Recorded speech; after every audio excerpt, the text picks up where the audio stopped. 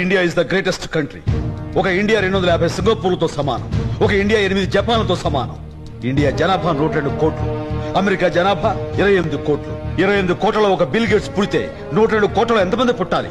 కానీ ఒక్కడు కూడా పుట్టలేదు. కారణం, మన దేశంలో సైంటిస్టులు చేసే ప్రయోగాలు వెలుగు చూడాలంటే లంచం.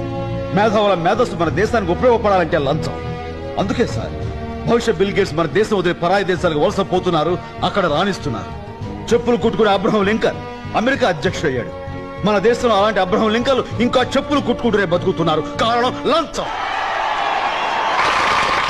మన దేశంలో అడుగడుగున లంచం. మున్సిపాలిటీ నీళ్లు రావడానికి లంచం, ఇల్లు కట్టడానికి లంచం, కరెంటు ఇవ్వడానికి లంచం, ఆ కరెంటు తీయకుండా ఉండడానికి లంచం, రేషన్ కార్డుకు లంచం, రేషన్ తీసుకోవడానికి లంచం, రైతులకు రుణాలు ఇవ్వాలంటే లంచం, ఆ రుణాలు కట్టలేని పరిస్థితుల్లో ఆస్తులు నిలుపుకోవాలంటే లంచం, హాస్పిటల్లో బెడ్కు లంచం, తినే బ్రెడ్కు లంచం, ఆడపడుచు ఆపరేషన్ లేకుండా సుఖంగా ప్రసరించాలంటే లంచం, బర్త్ సర్టిఫికేట్ లంచం, డెత్ సర్టిఫికేట్ లంచం, మనిషి పుట్టిన దగ్గర నుంచి చచ్చిన దాకా లంచం లంచం లంచం. అగ్గిపెట్టెల దగ్గర నుంచి రైలు పెట్టెల దాకా అవినీతి నడుస్తూ ఉంటే బతుకు రైలు ఏ పట్టాల మీద నడపాలి సార్?